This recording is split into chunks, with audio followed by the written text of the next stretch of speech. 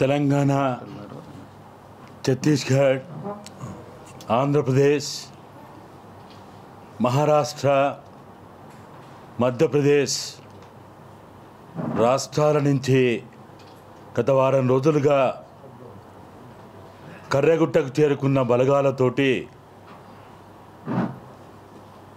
ఈరోజు పెద్ద ఎత్తున ఉదయం 6 గంటల నుంచి 7 గంటల వరకు ఏకపక్షంగా కొన్ని వేల తూటాలు వేల్చి పెద్ద అరుపులతోటి కేకలతోటి అక్కడ ఉన్నటువంటి వీళ్ళు ఎక్కడైతే ఆ సైనిక బలగాలుండి ఆ కాల్పులు చేస్తున్నటువంటి ఆ చుట్టుపక్కల ఉన్నటువంటి సుమారు 6-7 ఆ గూడాల్లో ఉన్నటువంటి గ్రామాల్లో ఉన్నటువంటి ప్రజలు బీతావాహులయ్యి ఎవరు ఎక్కడికి పోయిందో, ఎవరు ఎక్కడ ఉన్నారు ఇప్పుడు అనే విషయం తెలియనటువంటి స్థితిలో ఉన్నది. అట్లా 6 నుంచి 7 గంటల వరకే కొన్ని వేల తూటాలు ఏకపక్షంగా ఆ గుట్ట కింద ఉండి కాల్పులు చేసినటువంటి ఆ బలగాలు 7 గంటల తర్వాత కొంత విరామం ఇచ్చి మళ్ళా 8:30 నుంచి కాల్పులు ప్రారంభించి తీవ్రమైనటువంటి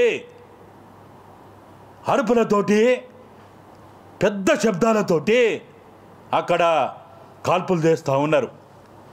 సుమారు 11:30 గంటలకి 2 హెలికాప్టర్లతోటి ఆ కర్రెగుట్టల పైన అత్యంత అధునాతన ఆయుధాలతోటి బాంబుల సామగ్రితోటి 2 హెలికాప్టర్లు కర్రెగుట్టల పైన విహరించినాయి.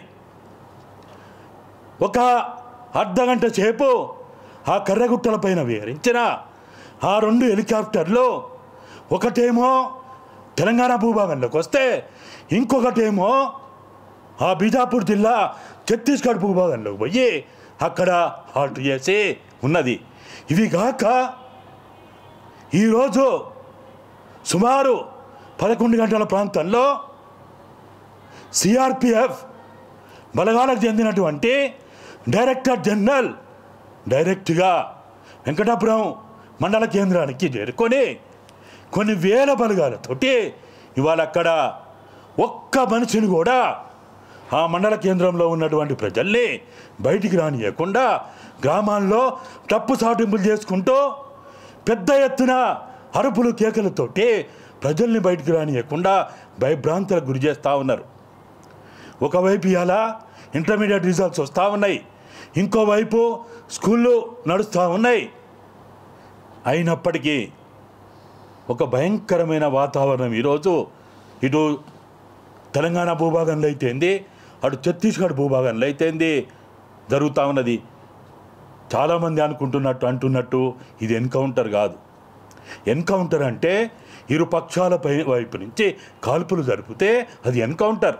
ఇప్పటివరకు ఛత్తీస్గఢ్ మీడియా అందిస్తున్న సమాచారం ప్రకారం కానీ, తెలంగాణ మీడియా అందిస్తున్న సమాచారం ప్రకారం కానీ ఇప్పటివరకు వాళ్ళు చెప్తున్న హిడ్మా పేరుతోటి అక్కడ ఉన్న సాయుధ బలగాలు, పిఎల్జే బలగాలు పేరుతో చెప్తున్న వాళ్ళ వైపు నుంచి ఒక్క తూటా శబ్దం కూడా వినపడలేదని మీడియా వాళ్ళు చెప్తా ఉన్నారు అక్కడి నుంచి.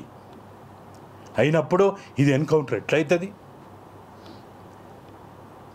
కాబట్టి ఈరోజు రాత్రికి కానీ రేపటికి కానీ ఖచ్చితంగా పెద్ద ఎత్తున భారతదేశ చరిత్రలో కనీవిని ఎరగని రీతిలో హెలికాప్టర్లతోటి ఫైరింగ్ కానీ బాంబింగ్ కానీ జరగబోయేటువంటి ఒక పెద్ద ప్రమాదం ఈ భరతమాత బిడ్డలపైన, ఈ భారత పౌరులపైన జరగబోతున్నటువంటి విషయం మనందరినీ కలిచివేస్తూ ఉన్నది. ఇది చాలా ప్రమాదకరమైన స్థితిలో ఉన్నాము ఈరోజు. మనం నిజంగా మనం ఎక్కడనో భారత సరిహద్దుల్లో ఒక బంగ్లాదేశ్ యుద్ధంలోనో ఒక పాకిస్తాన్ యుద్ధంలోనో మనం ఇటువంటి సంఘటనలు జరిగినాయని విన్నాం. కానీ మన పక్కనే కనుచూపు దూరంలోనే ఉన్నటువంటి ఈ భూభాగంలో ఈ ఘటన జరగబోతున్నది అనే విషయం నిజంగా అది మనందరినీ కలిచివేస్తున్నది. మానవత్వం ఉన్న ప్రతి మనిషిని ఆలోచింపజేస్తూ ఉన్నది. వీళ్ళందరూ భరతమాత బిడ్డలు, భారత పౌరులు.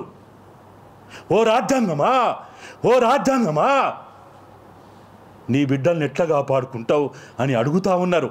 ఓ ప్రజాస్వామ్యమా, నీ పౌరుల్ని ఎట్లా కాపాడుకుంటావని ఇవాళ ప్రజలందరూ అడుగుతూ ఉన్నారు, బుద్ధిజీవులందరూ అడుగుతూ ఉన్నారు, పౌర సమాజం అడుగుతూ ఉన్నది.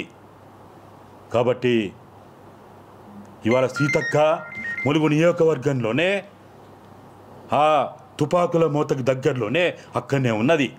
మేము ఇంతకుముందే మాట్లాడినాం. ఆమెకు కూడా పూర్తి సమాచారం ఇవ్వడం లేదని చెప్తా ఉన్నది. ఓ రేవంత్ రెడ్డి గారు, మీ ప్రభుత్వం మీరిచ్చిన 6 గ్యారంటీల్లో 7వ గ్యారంటీ అయిన పౌర హక్కులు, ప్రజాస్వామ్య హక్కులు, పౌర స్వేచ్ఛ కల్పిస్తామని మీరు వాగ్దానం చేసిండ్రు. కానీ ఈరోజు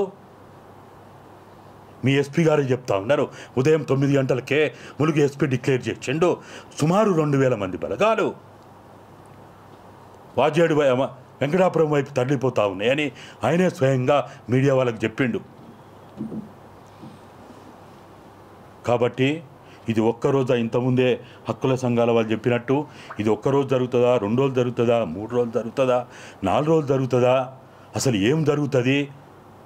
వాళ్ళు వేసిన బాంబుల వల్ల, వాళ్ళు పేర్చిన తుపాకుల తూటాల వల్ల ఎంతమంది చనిపోతారు? అసలు వాళ్ళ శవాలు మనకు దొరుకుతాయా లేవా? కళ్ళతో చూసుకునే అవకాశం ఆ తల్లిదండ్రులకి ఉంటుందా ఉండదా?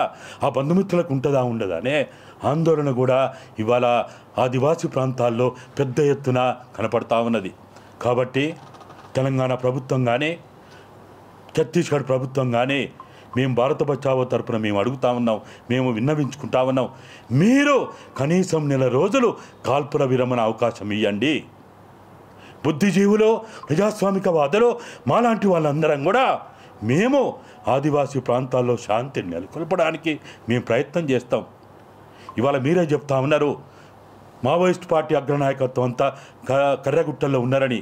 మరి కర్రగుట్టల్లో ఉన్నారంటే మానవ సంచారానికి దూరంగా ఉన్నట్టు, మీ పోలీస్ బలగాలకి దూరంగా ఉన్నట్టు. అంటే ఎక్కడ ఎలాంటి కాల్పులు చేయకుండా వాళ్ళు ఉండాలని నిర్ణయించుకున్నట్టే కదా మీరు చెప్పే ప్రకారం చూస్తా. కానీ అయినప్పుడు వాళ్ళు శాంతిని కోరుకొని, కాల్పుల విరమణ కోరుకొని కర్రగుట్టల్లో ప్రజలకి అశాంతి లేకుండా, ప్రజలకి రక్షణ ఉండాలని, భద్రత ఉండాలని కోరుకుంటూ వాళ్ళ జీవితాన్ని జీవిస్తూ ఉంటే మరి వాళ్ళని చుట్టుముట్టి చంపే హక్కు ఈ పాలకులకు ఎవరికి ఇచ్చిండు అనేదే ఇవాళ ప్రతి పౌరుడు అడుగుతున్నటువంటి ప్రశ్న. కాబట్టి రేవంత్ రెడ్డి ప్రభుత్వం, ముఖ్యంగా సీతక్క గారు, మీ తమ్ముళ్ళని చంపుతా ఉన్నారు, మీ చెల్లెళ్ళని చంపుతా ఉన్నారు, మీ బిడ్డని చంపుతా ఉన్నారు, మీ జాతిని చంపుతా ఉన్నారు. కాబట్టి 2 చేతులు జోడించి వేడుకుంటా ఉన్నాం, సీతక్క గారు మీరు అక్కడనే ఉన్నారు.